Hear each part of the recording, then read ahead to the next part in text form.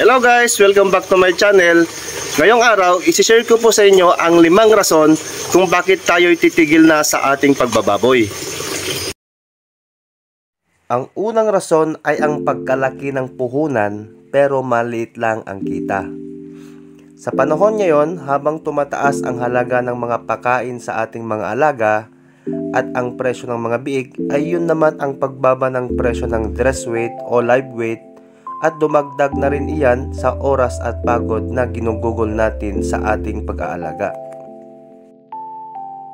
Ang pangalawang rason ay ang pagtaas ng supply pero mababa ang demand dahil marami nang gustong mag-alaga ng mga baboy at nahihirapan ang aming pamilihang bayan na ibentang mga ito sa merkado.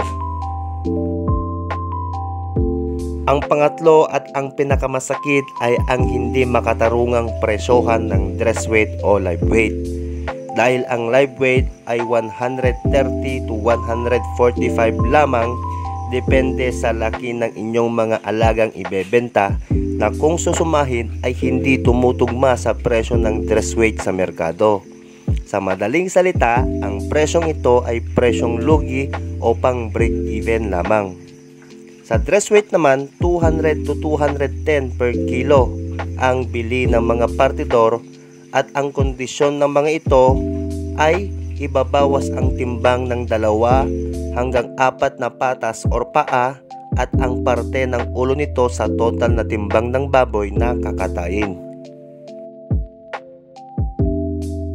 Ang pang-apat ay ang walang kasiguruduhan sa kalusugan ng ating mga alagaang baboy dahil sa nagkalat na sakit sa aming bayan at mga karatig bayan nito.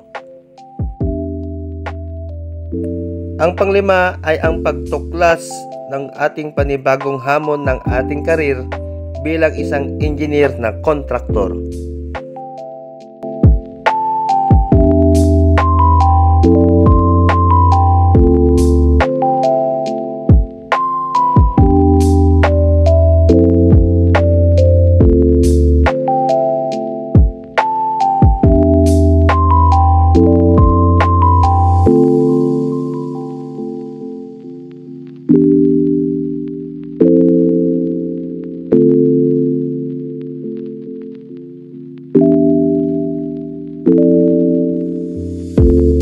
Kaya abangan lamang po ang aking mga susunod na vlogs para sa mga gustong matutong mag-estimate, magpagawa at mag-supervise ng kanilang mga future dream house at anumang projects na inyong ipapagawa.